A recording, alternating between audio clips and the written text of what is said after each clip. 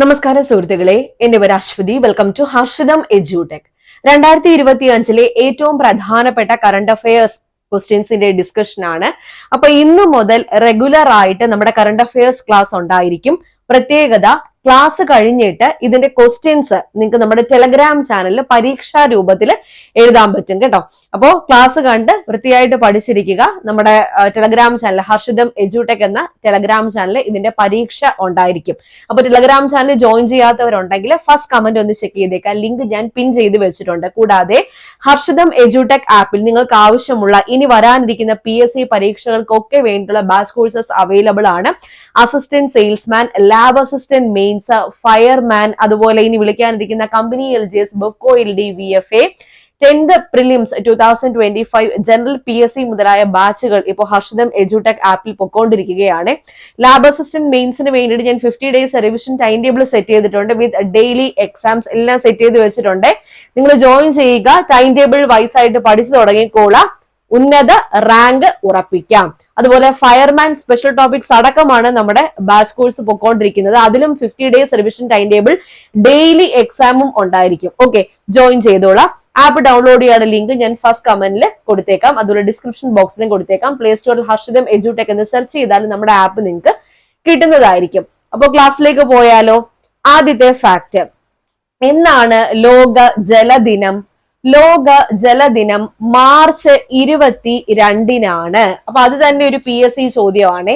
ലോക ജലദിനം എന്ന് മാർച്ച് 22. ലോക ഭൗമദിനം, വേൾഡ് എർത്ത് ഡേ എന്നാണ് ഏപ്രിൽ 22. അപ്പോ ലോക ജലദിനം മാർച്ച് 22 പഠിച്ചു. 2025 തീം എന്താണ് എന്ന് ചോദിച്ചാൽ ഗ്ലേസിയർ പ്രിസർവേഷൻ എന്നതാണ്. 2025 ലോക ജലദിനത്തിന്റെ പ്രമേയം എന്തായിരുന്നു? Glacier preservation. ഇനി 2024 23 തീം ഓർക്കുക.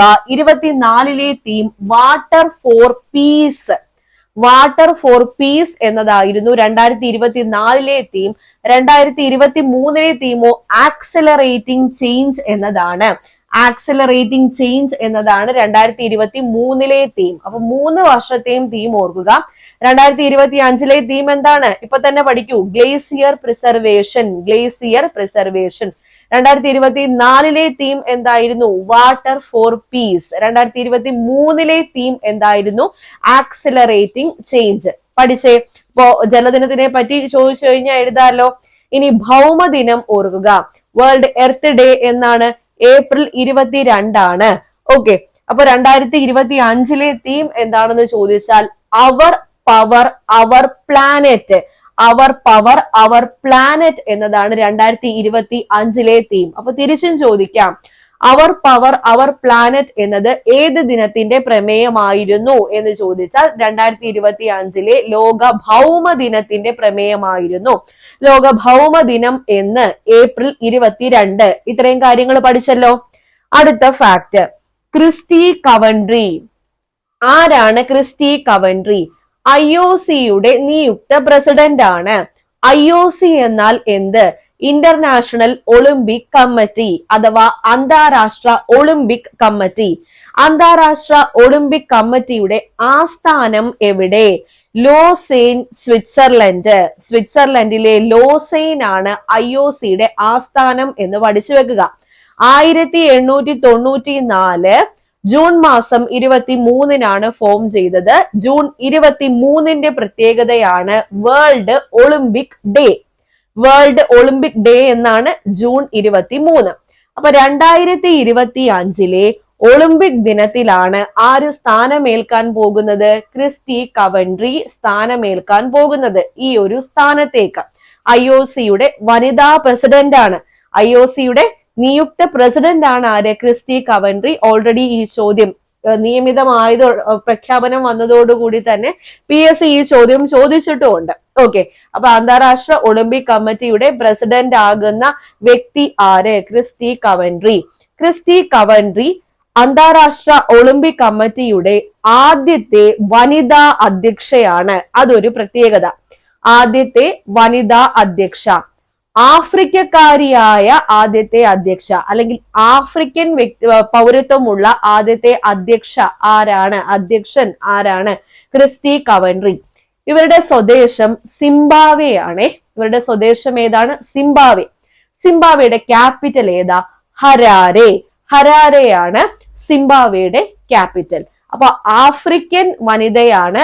ആഫ്രിക്കയിൽ നിന്ന് ഈ ഒരു സ്ഥാനത്തെത്തുന്ന ആദ്യത്തെ വ്യക്തിയാണ്.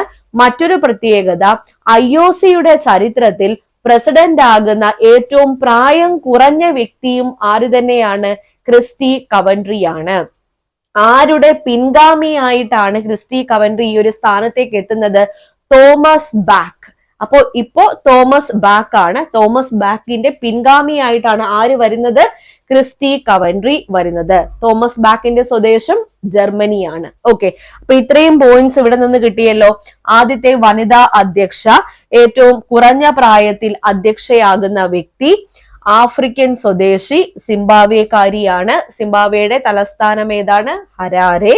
ഒളിമ്പിക് ഡേ എന്ന ജൂൺ മാസം 23 IOCയുടെ ആസ്ഥാനം എവിടെ? സ്വിറ്റ്സർലൻഡിലെ ലോസെയ്ൻ.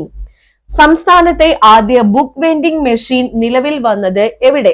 കേരള സംസ്ഥാനത്തെ ആദ്യത്തെ ബുക്ക് വെൻഡിംഗ് മെഷീൻ നിലവിൽ വന്നത് തിരുവനന്തപുരത്താണ്. തിരുവനന്തപുരം. ലൈഫ് ഈസ് ബ്യൂട്ടിഫുൾ എന്നതൊരു പരിപാടിയാണ്.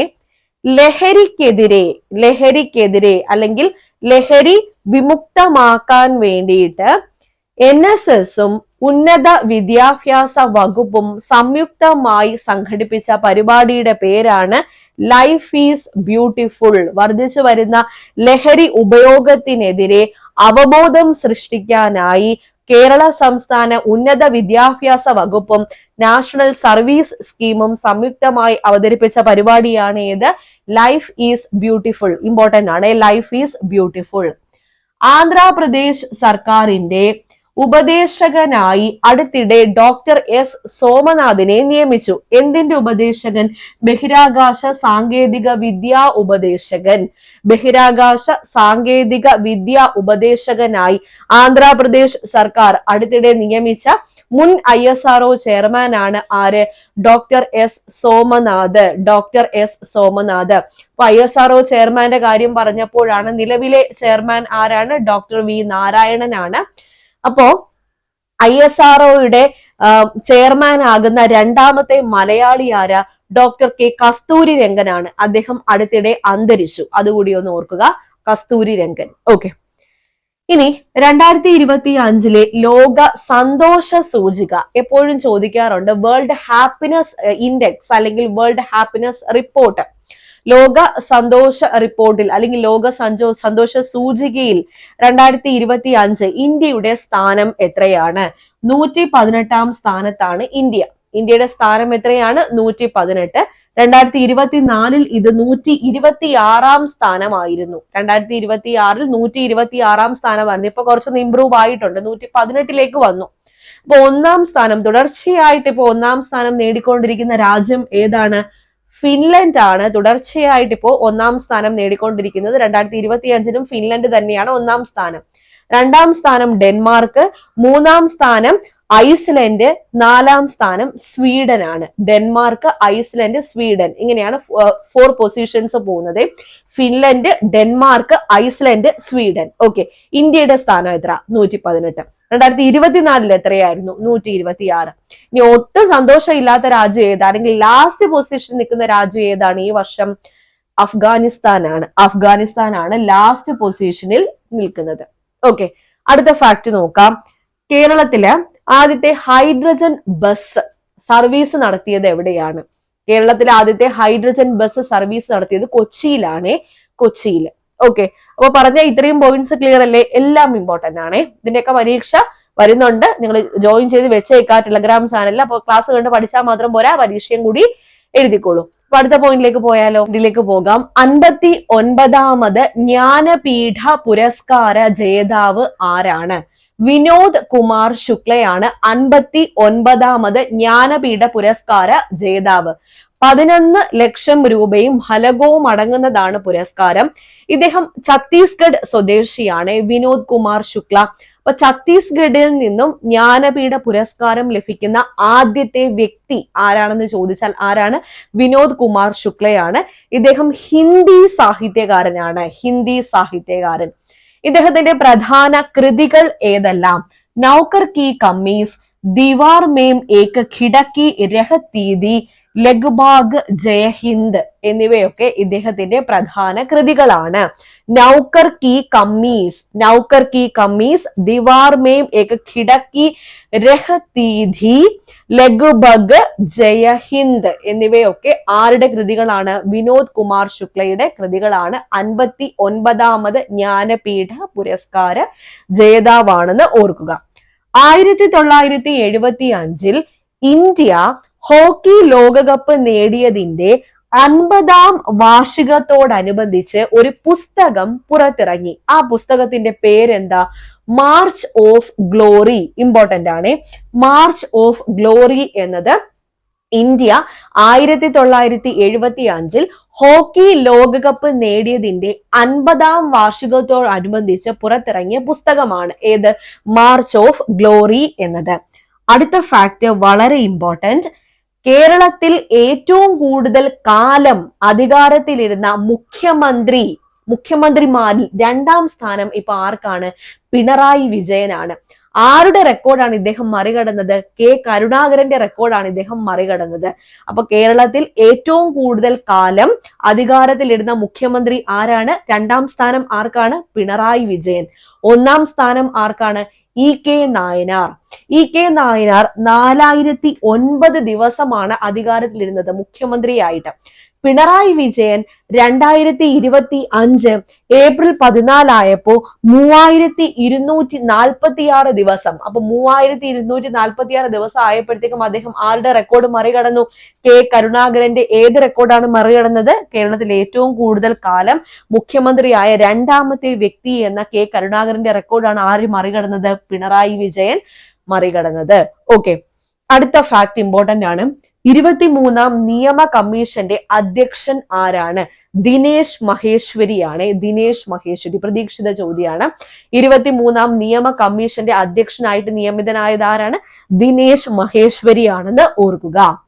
ലോക്സഭയും രാജ്യസഭയും പാസാക്കിയ വഖഫ് ഭേദഗതി നിയമം പ്രാബല്യത്തിൽ വന്ന ഡേറ്റ് 2025 ഏപ്രിൽ മാസം 8. 2025 ഏപ്രിൽ മാസം 8-നാണ് ലോക്സഭയും രാജ്യസഭയും പാസാക്കിയ വഖഫ് ഭേദഗതി നിയമം പ്രാബല്യത്തിൽ വന്നത്. കേരള സംസ്ഥാന സർക്കാരിന്റെ കുറച്ച് ഭാഗ്യക്കുറികളുടെ പേരുകൾ മാറ്റുകയാണ്. പ്രധാനമായും അക്ഷയ, വിൻവിൻ, 50-50, നിർമ്മൽ എന്നീ ഭാഗ്യക്കുറികളുടെ പേരാണ് മാറ്റുന്നത്. ഏതൊക്കെയാണ്? അക്ഷയ, വിൻവിൻ, 50-50, നിർമ്മൽ. എങ്ങനെയൊക്കെയാണ് പേര് മാറുന്നത്? അക്ഷയ സമൃദ്ധി എന്ന പേരിൽ, വിൻവിൻ ധനലക്ഷ്മി എന്ന പേരിൽ, 50-50 ഭാഗ്യധാര എന്ന പേരിൽ, നിർമ്മൽ സുവർണ കേരളം എന്ന പേരിൽ. അപ്പോ അക്ഷയ സമൃദ്ധി എന്ന പേരിലേക്കും വിൻവിൻ ധനലക്ഷ്മി എന്ന പേരിലേക്കും 50-50 ഭാഗ്യധാര എന്ന പേരിലേക്കും നിർമ്മൽ സുവർണ കേരളം എന്ന പേരിലേക്കുമാണ് മാറുന്നത്. ഓർക്കുക. അടുത്തിടെ ഹൈബ്രിഡ് നെൽവിത്തിനങ്ങൾക്ക് നിരോധനം ഏർപ്പെടുത്തിയ സംസ്ഥാനം ഏത്? പഞ്ചാബാണ്. പഞ്ചാബാണ് അടുത്തിടെ ഹൈബ്രിഡ് നെൽവിത്തിനങ്ങൾക്ക് നിരോധനം ഏർപ്പെടുത്തിയ സംസ്ഥാനം. 2025 മാർച്ചിലെ കണക്ക് പ്രകാരം ഏറ്റവും കൂടുതൽ ഡൗൺലോഡ് ചെയ്യപ്പെട്ട മൊബൈൽ ആപ്ലിക്കേഷൻ ഏതാണ്? ചാറ്റ് GPT ആണ്. ചാറ്റ് GPT ഇൻസ്റ്റഗ്രാമിനെയൊക്കെ പിന്തള്ളിക്കൊണ്ട് ഏത് വന്നു? ചാറ്റ് GPT ആണ് ഏറ്റവും കൂടുതൽ ഡൗൺലോഡ് ചെയ്യപ്പെട്ട മൊബൈൽ ആപ്ലിക്കേഷൻ 2025 മാർച്ചിലെ കണക്കനുസരിച്ച്. അടുത്ത ചോദ്യം വളരെ ഇമ്പോർട്ടന്റ്. ഇന്ത്യയിലെ ആദ്യത്തെ സമ്പൂർണ്ണ ഡിജിറ്റൽ സാക്ഷരതാ ഗ്രാമപഞ്ചായത്ത് ഏത്? ഇന്ത്യയിലെ തന്നെ ആദ്യത്തെ സമ്പൂർണ്ണ ഡിജിറ്റൽ സാക്ഷരതാ ഗ്രാമപഞ്ചായത്താണ് തിരുവനന്തപുരം ജില്ലയിലെ പുല്ലമ്പാറ ഗ്രാമപഞ്ചായത്ത്. തിരുവനന്തപുരം ജില്ലയിലെ പുല്ലമ്പാറ ഗ്രാമപഞ്ചായത്ത്. ഓക്കെ, അപ്പൊ ഇത്രയും ക്വസ്റ്റ്യൻസ് ആണ് ഇന്ന് ഡിസ്കസ് ചെയ്തത്. മനസ്സിലായി എന്ന് വിചാരിക്കുന്നു. നന്നായിട്ട് തന്നെ നോക്കി റിവൈസ് ചെയ്ത് വെച്ചേക്കൂ. ക്വസ്റ്റ്യൻസ് നമ്മുടെ ടെലഗ്രാം ചാനൽ ഞാൻ ഇട്ട് തരാം. ഓക്കെ, അപ്പൊ അടുത്ത ക്ലാസ്സിൽ വീണ്ടും കാണാം. നേരത്തെ പറഞ്ഞതുപോലെ ഹർഷിതം എഡ്യൂടെക് ആപ്പിൽ കോഴ്സുകളെല്ലാം നടന്നു വരികയാണ്.